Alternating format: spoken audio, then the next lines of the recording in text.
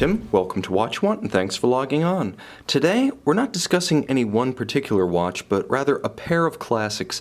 The same watch in different sizes, even the proportions of these two 300-meter Pierce Brosnan era late 90s Omega Seamasters are identical. Where they differ, and the only place where they differ, is in the outright dimensions, not proportions, not details, not even their movement specification. So I'm going to quickly give an overview of the difference between the mid-size 36mm 2551.80 and the better-known 41.5mm James Bond 2531.80. Again, aesthetically, you can't tell them apart all the time unless you have them next to each other. So being this close to each other in style and substance, I can't think of a better opportunity to contrast two watches on the wrist. So, putting my faith in autofocus, always a leap of faith, believe me, I'm going to don the mid-size, the 2551, and show you that the watch is beautifully proportioned. And again, unless you have a frame of reference like the full-sized watch, it can be difficult to tell which one is the mid-size. So 36mm across the round of the case, not including the guards or the crown. The watch is 11.5mm thick, and it has a lug-to-lug measurement of 47.5mm, so the stance of it across the wrist is good. It's bigger than a 36mm Datejust from lug to lug, so it holds up well against a wrist, perhaps as large as 17 centimeters in circumference. I would also say that in terms of substance, the bracelet is almost identical to the 2531, right down to the twin trigger deployant clasp that feels milled from a single ingot of steel, and the famed milled out dive extension of these Bond Seamasters. Now I'm going to try to get autofocus under control there. So you can see the watches in relation to each other, and it's a real great comparison because it's not as though I just got the same case.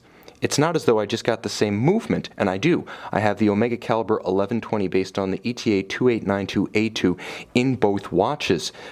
44-hour power reserve in both cases, 23 joules in both cases. Aesthetically and mechanically fairly distinct from the 2892A2, which features 21 joules and sparse, if any, decoration, even in chronometer spec. These movements are nicely decorated behind the solid casebacks for Omega, certainly above the standard within the price range in which these watches originally sold. Both watches feature hacking movements, both watches feature quick-set dates, both watches are rated to 300 meters, and both watches feature the famed, if slightly fatuous, helium relief valve. Now you can see this watch, which I have to admit is actually my own personal timepiece, is the 2531.80, 41 millimeters, or 41.5 I should say more precisely. The watch has the same thickness as its mid-size counterpart, and this is purely a function of the height of the hands and the printed indices on the dial and the thickness of the automatic winding system. So with respect to a tight sleeve or a dress cuff, they wear exactly the same. The larger watch is a little heavier on the wrist, and you can see in relation to my wrist the proportions are the same, but the outright dimensions are different.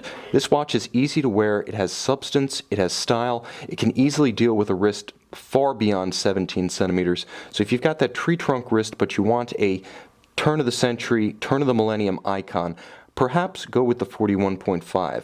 And if you're looking for something that's a little bit more discreet, something that works well on a small wrist, maybe even down to as small as 13 centimeters in circumference, consider the mid-size, the 2551.80.